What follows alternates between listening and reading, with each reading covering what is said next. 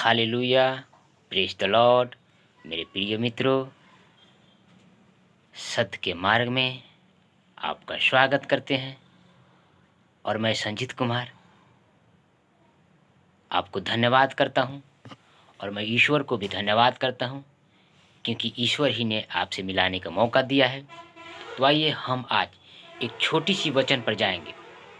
जो वचन ये मेरी नहीं परंतु स्वयं परमपिता परमेश्वर ने कहा है और हमारे संत और महात्मा के बीच से बातें की है।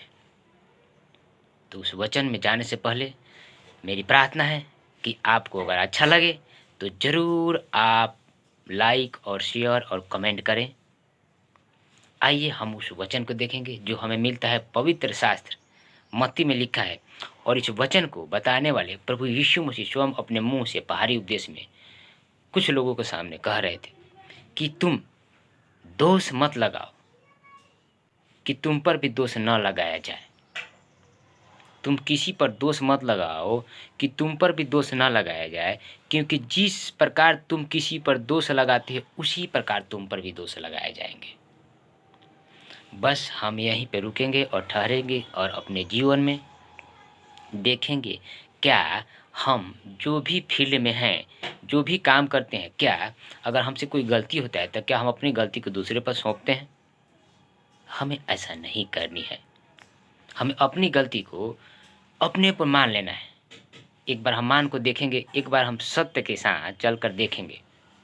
हम अपनी गलती को अगर दूसरे पर लगाते हैं तो जिस प्रकार अपने गलती को दूसरे पर लगाते हैं उसी प्रकार हम पर भी दोष लगाया जाएगा। हम अपना दोष किसी और पर लगाते हैं तो हम पर भी दोष लगाया जाएगा। क्योंकि हम जब देखेंगे, जब हम गेहूं बोते हैं तो गेहूं ही काटते हैं। गेहूं बोते हैं तो बादाम और चारा नहीं परंतु गेहूं ही काटे। जैसा हम करते हैं हमारा भी वैसे होगा।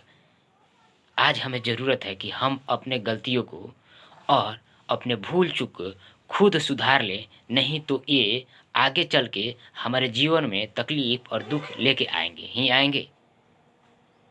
मैं सच कहता हूँ मेरे प्रिय भाई, आज हम अपनी गलती को सुधारेंगे तो ही सुधरेगा हमारे जीवन में शांति और सुख।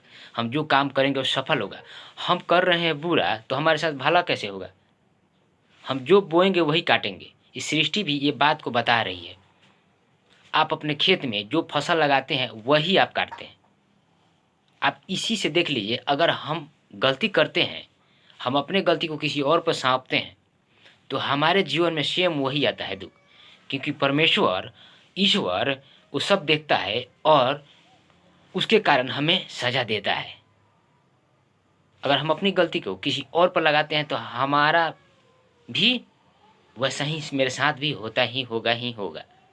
इसलिए आज हमें ज़रूरत है कि हम अपनी गलती को खुद देखें, क्योंकि हम कभी नहीं मानते कि हमारा गलती है।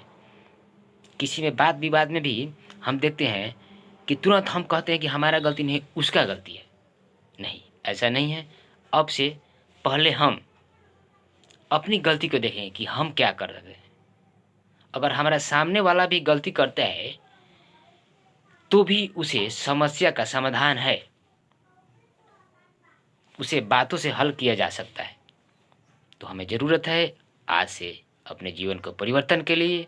और सबसे बड़ी बात है कि हम सत्य को जानेंगे तो सत्य ही हमें स्वतंत्र करेगा। अगर हम सत्य को जानेंगे तो सत्य ही हमारे जीवन में सुख और शांति लेके आएगा।